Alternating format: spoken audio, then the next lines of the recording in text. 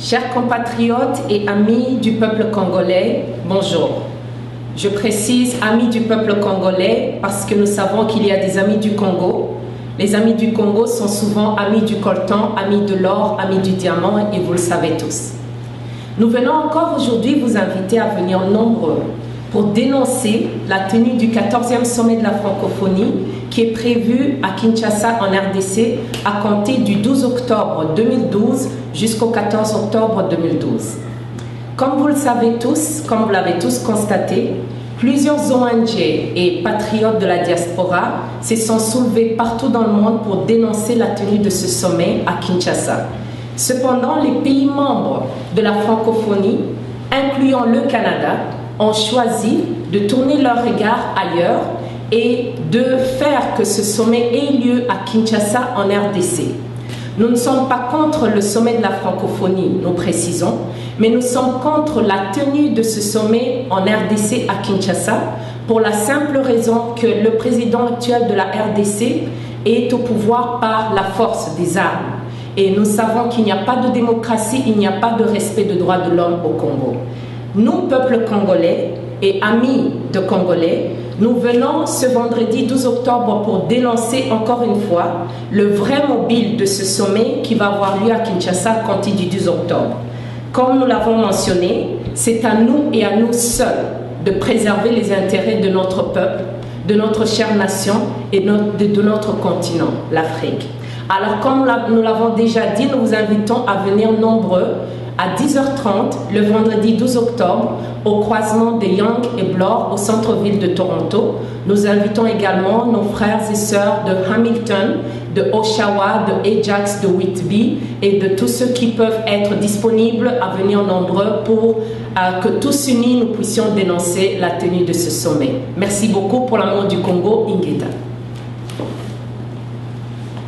Fellow citizens and dear friends of the Congolese people, again I say friends of the Congolese people and not friends of the Congo, for as we all know, friends of the Congo also include those who are looking out for only their own interest, friends of the coltan, friends of the diamonds, friends of the oil. So I want to be clear and say that I'm addressing the friends of the Congolese people. We invite you today to join us massively for a peaceful rally on Friday, October 12th at 10:30 a.m. downtown Toronto at the intersection of Yonge and Bloor.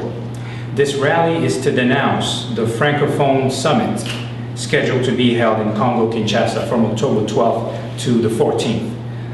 The Francophone Summit, or the Sommet de la Francophonie, is not what we take issue with. We are actually taking issue with the fact that it's taking place, it's being hosted on Congolese soil, given what is taking place right now in the country.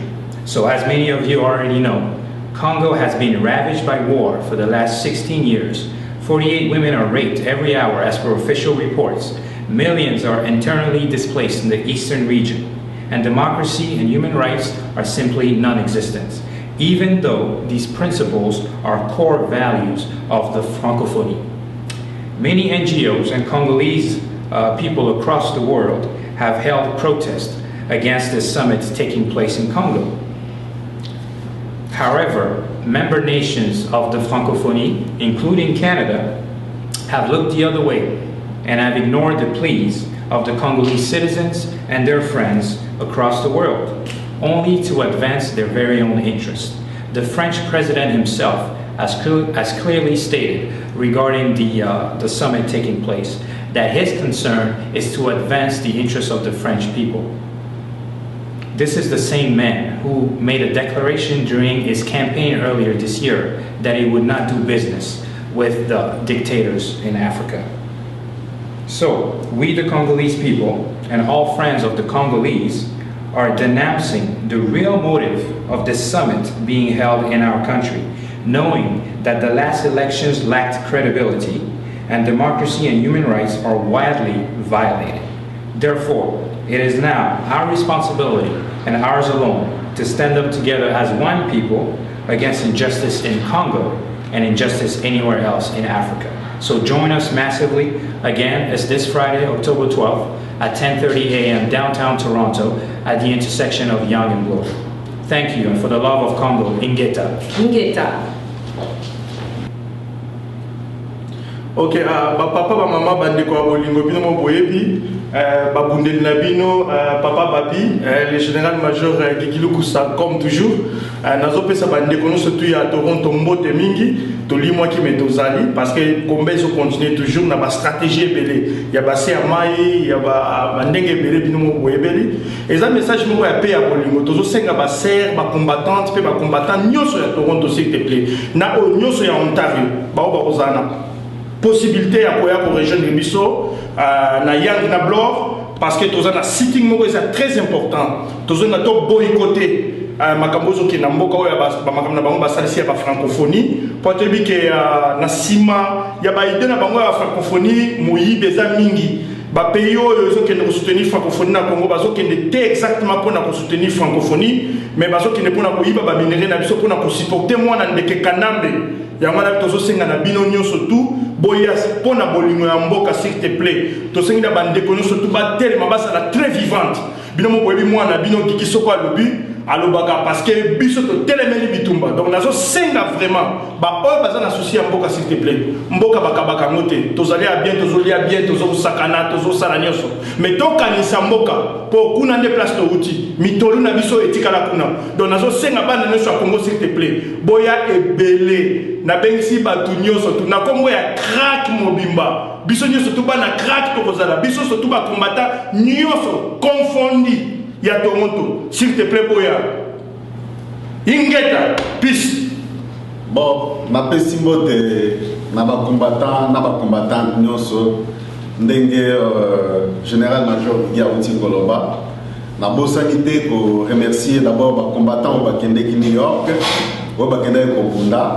donc voilà ici quand même que non bazana bolingo pe amour ya mboka bien que il y avait des combattants entre autres au bazala qui kokangamanakati ya ba prison donc je pense que basi bapimi na pesi d'abord courage na combattant abiso Jean Baïf na notre frère Martin donc vous vous rappelez que bakanaka bango na événement au cela qui l'ambassade des États-Unis mais au moment où Nathalie Boeb Sabino a eu juste informé que nous basi bapimi tozana bango je pense que soutien nabino ma prière nabino ndenge bobanda ko benga je pense que ça li ke bango bazali lo libanda je pense que na New York on a dit que tozaki absenté bon tozo travailler na scène ndenge ki bia lobby to meka yi ko ya na frontière et on a ba combattant mususu mais comme monsieur Césali reconnu par la police, pour Batubaleka. C'est ainsi que c'est là qui est non,